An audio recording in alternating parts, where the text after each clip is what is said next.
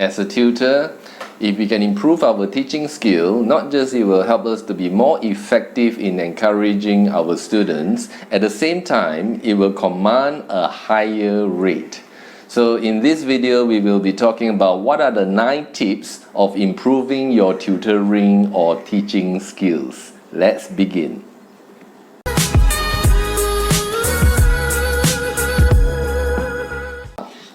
Number 1 is teaching style.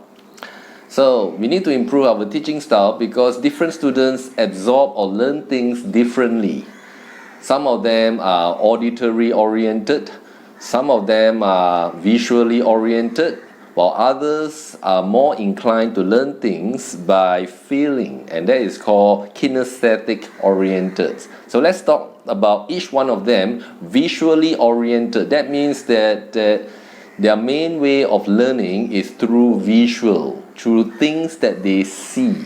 So if we try to incorporate things in our lesson with images or pictures, that can really help the student to learn better because they learn things by looking.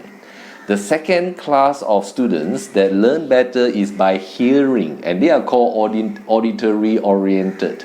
Like myself, I'm auditory oriented, so meaning to say that I learn things better by listening. So by having a calm tone of voice, that will help the student to learn things in a soothing manner, and it helps them to remember things based on the way you speak. And the third type of student that learn things better is by kinesthetic. That means they learn things by feeling.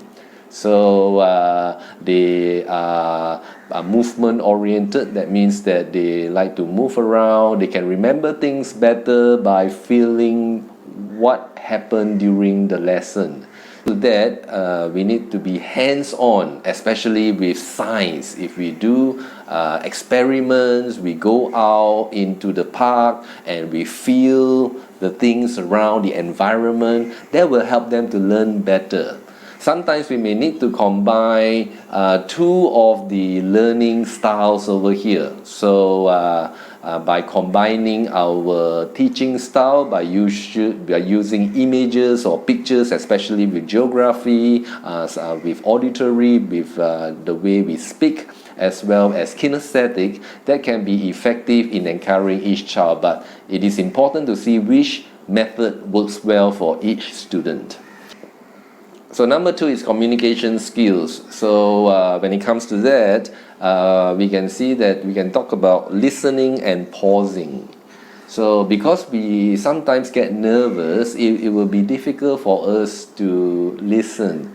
So when we are nervous, we have the tendency to just speak or lecture rather than listening. It's important for us to listen and listen well to what the student is saying.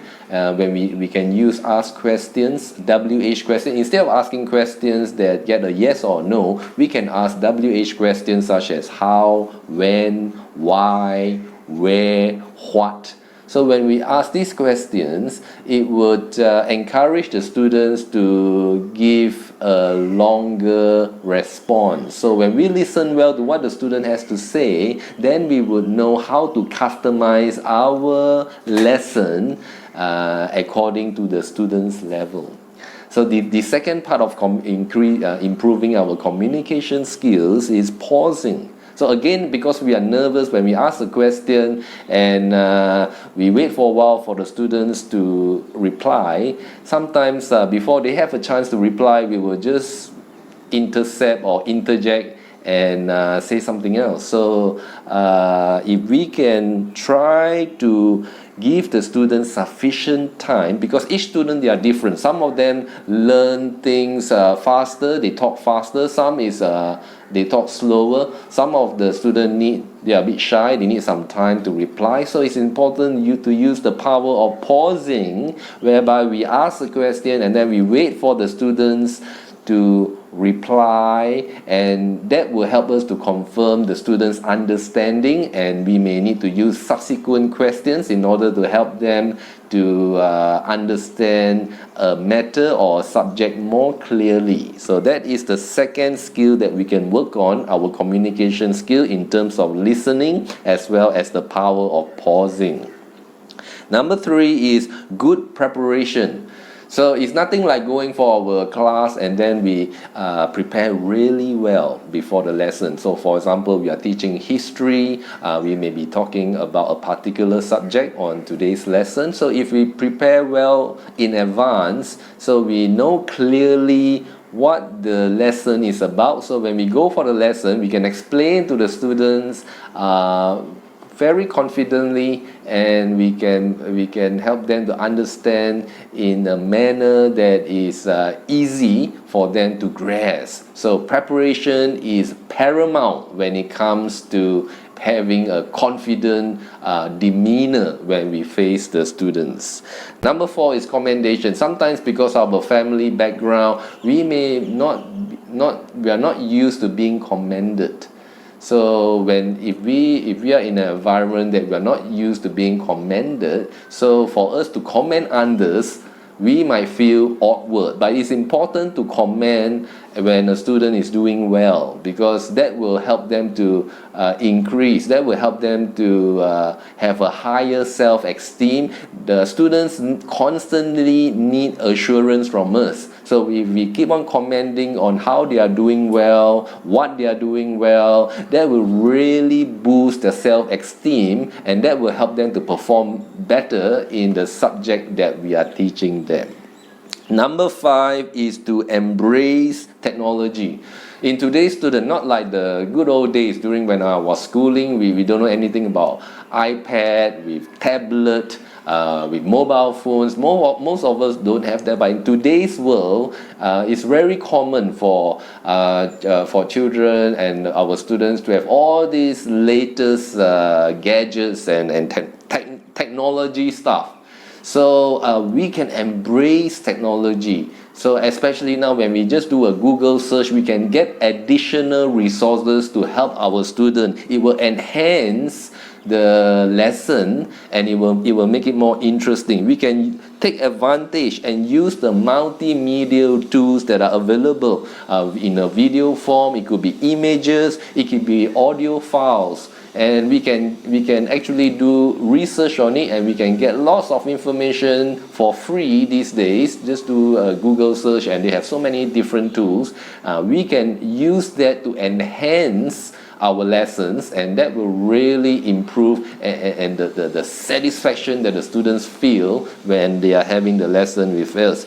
And also for us, we may do home-based tutoring or one-to-one tutoring with the student. It is important for us to be versatile. We need to embrace technology in the sense that we just don't stick to home tutoring, but we also have to do online tutoring. So that means that we have to be familiar with what is the technology that is needed in order to do online tutoring, because we are in a pandemic right now and we have to be flexible as tutors. So if we are not used to technology, we have to embrace technology, and that can really help us. We have to get used to using the different forms of online tool that is available in order to do online tutoring, such as Zoom conference or Google Meet and so forth. So that is really going to help our boost our teaching skill. Now number 6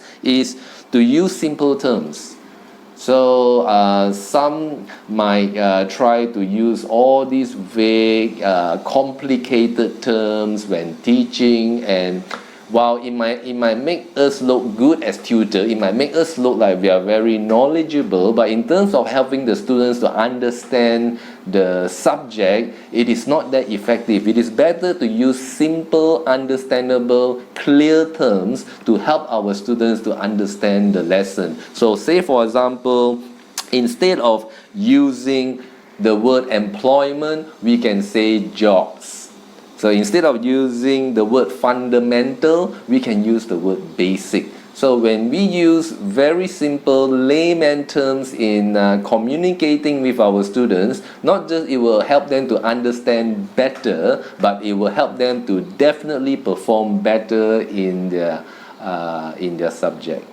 Okay, so let's go to number 7 is to make the lesson practical, especially with mathematics when we teach the student about the different formulas. It is good to make it more practical. Not just it will make the student learn better, but it is more effective, and it will make the student more enthusiastic in learning the lesson too. So say for example that we are teaching mathematics, we are teaching about percentages. It is good for us to be able to teach them how they can use those percentages when they are later in life. It could be anything from going shopping, to work out the discounts that they can get for a particular price when they grow up as adults, when they are in the working world and they are working and they need to pay taxes. So how, by understanding the use of percentages, that can really help them in their working life. So it is good that we can try to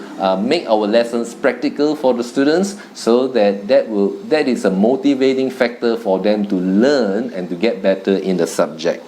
Number 8 is to have plenty of practice. When it comes to subject like biology or with mathematics, sometimes the students can easily forget what they learn. We might teach them all there is to know about the subject, but when it comes to exam times, they forget all the formulas. It happens quite a number of times with my students. So what I do is that I try to give them plenty of practice. You can give them homework so that they get to do it over and over again. At the end of the day, it is not that they don't know, it's just that they cannot recall it when during the exam time. It could be because of nerve, they are very nervous, and because of that it is hard for them to recall or into memory what they have learned previously. So by having lots and lots of practice, and with mathematics, with biology, when it comes to the human body or plant life,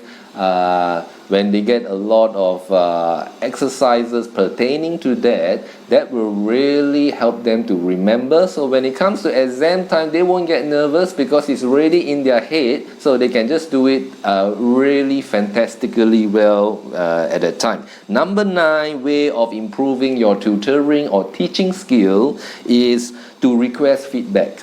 So that means that we have to ask the students and parents about how that we are teaching. Are we teaching well? What they like, what they don't like, and how we can improve on our teaching skills so that we can customize the lesson based on the students' level and their needs. And that way we can teach them well, and that way we can secure our student for the long term. So that's why we can see that these are the 9 ways that we can improve our tutoring skills. So hopefully you enjoy this video, and you please subscribe, share and like, and you have any comments, please do so.